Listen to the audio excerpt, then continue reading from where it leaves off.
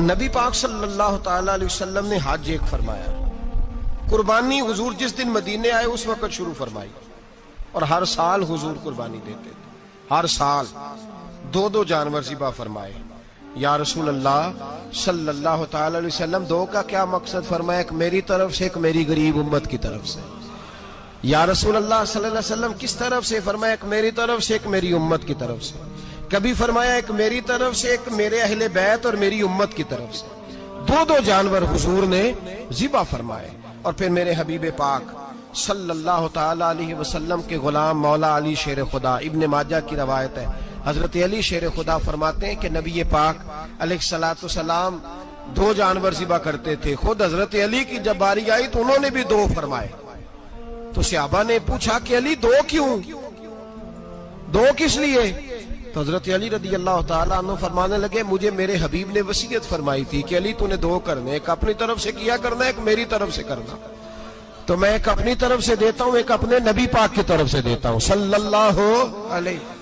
دو جانور۔ آپ لوگوں نے سنی ہوئی ہے یہ بات کہ مہینہ کھانا نہیں پکتا تھا حضور کے گھر میں۔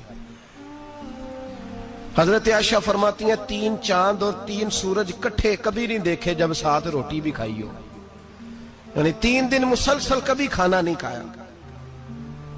قربانیاں کتنی دیں بولیے؟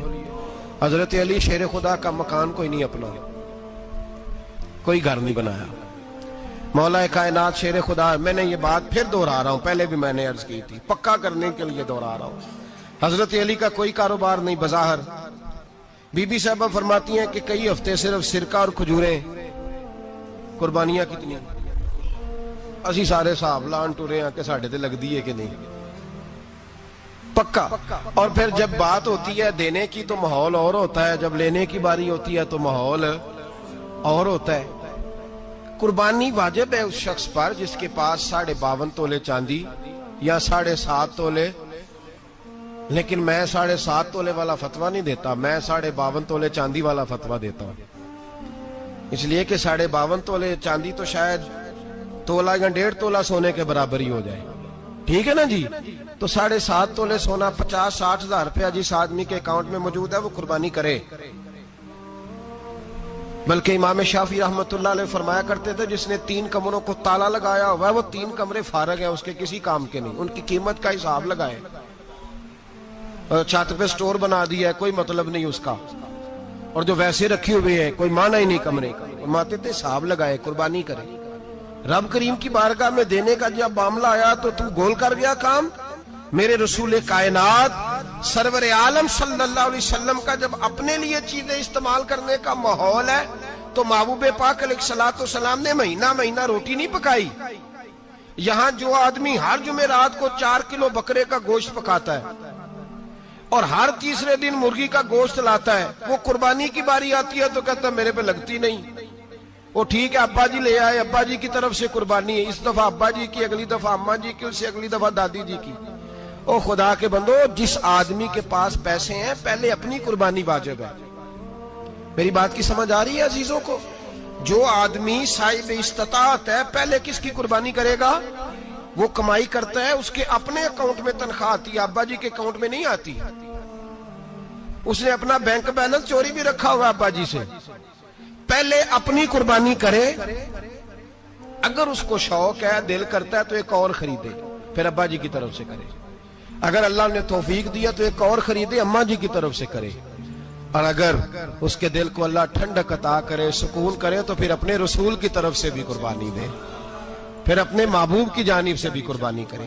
نبی پاک صلی اللہ تعالی علیہ وسلم نے ہر سال 2 قربانیاں دی، 10 سال، کل کتنی ہوگی 10 سالوں میں بولیے؟ اور جب حضور حج کرنے گئے نبی پاک نے 63 اونٹ ذبح فرمائے۔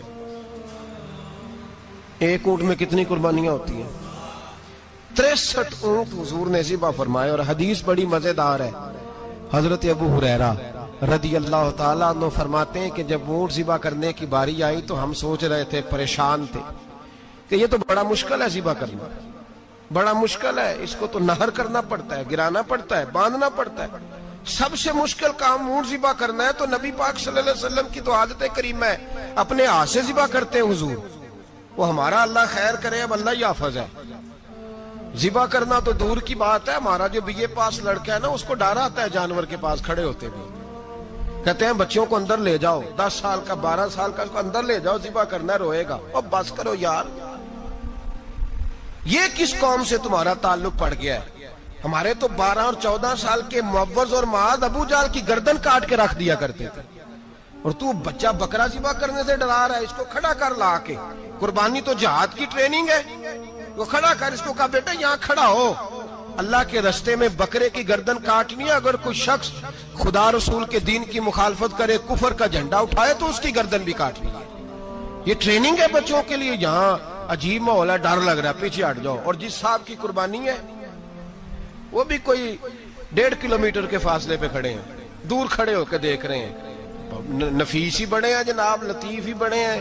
کپڑوں کو کوئی قطرہ خون کا لگ گیا تو بڑی مصیبت بن جائے گی. اور امیر آدمی، اس کا تو گھر کسائی نے خود فون کیا ہے کہ صاحب سب سے پہلے میں آپ کے گھر آؤں گا. اس کو پتہ ہے کہ منہ مانگی قیمت ملے گی. مہربانی فرمائے، قربانی میرے رسول پاک صلی اللہ علیہ وسلم سے زیادہ نفاست والی طبیعت کسی کی نہیں. صحابہ کہتے ہیں اتنا حسین محبوب کا انداز تھا کہ کبھی کپڑوں پہ مکھی بھی نہیں بیٹھی تھی. اور حضور سے ہم سلام لیتے تھے، دست مبارک چومتے تھے تو ہمارے ہاتھوں سے کستوری کی خوشبو آنے لگتی تھی.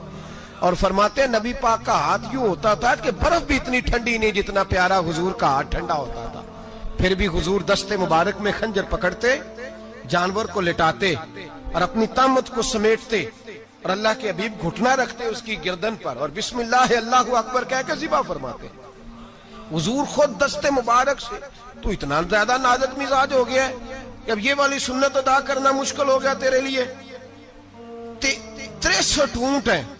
اور صحابہ کرام علیہم رضوان فرماتے ہیں کہ حال یہ ہے، ہم سوچ رہے ہیں کیسے ذبح کریں گے، کیا کریں گے، کیسے گرائیں گے. اور نبی پاک صلی اللہ علیہ وسلم کہتے ہیں ہم ابھی سوچ میں ہی تھے کہ حضور نے چھری پکڑی. خنجر جب حضور نے اٹھایا تو فرماتے ہیں اونٹ دوڑتا ہوا آیا اور نبی پاک کے سامنے آ کے لیٹ گیا. فرماتے ہیں اللہ کے رسول نے بسم اللہ اللہ اکبر کہہ کے ذبح کیا. اس نے ٹانگ بھی کوئی نہیں ہلائی، پیر بھی کوئی نہیں ہلایا. وہ کسی شاعر نے بڑی عجیب بات کہی تھی. اس نے کہا پھنسی جو دام میں بلبل تو لگی یوں کہنے، کرے گا قتل کیا تو نے جب اسیر مجھے، کباب شمع کے شعلے پہ کیجیو سیاد، شکل گل نظر آئے دم اخیر مجھے.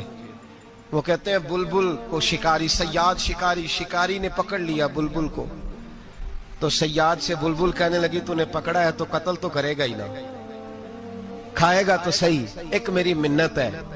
شکاری کہنے لگا وہ کیا؟ تو بلبل کہنے لگی جب تو مجھے ذبح کرے نا اور پکائے تو مجھے پھول سے بڑی محبت ہے. اس طرح کرنا، کوئلے اتنے زیادہ دہکانا، اس قدر زیادہ آگ جلانا کہ ان کی شکل گلاب کے پھول کی طرح سرخ ہو جائے. تو جب تو مجھے ان پر جلائے گا تو مجھے تکلیف نہیں ہوگی، اس لیے کہ محبوب کا چہرہ جو سامنے آ جائے گا. مجھے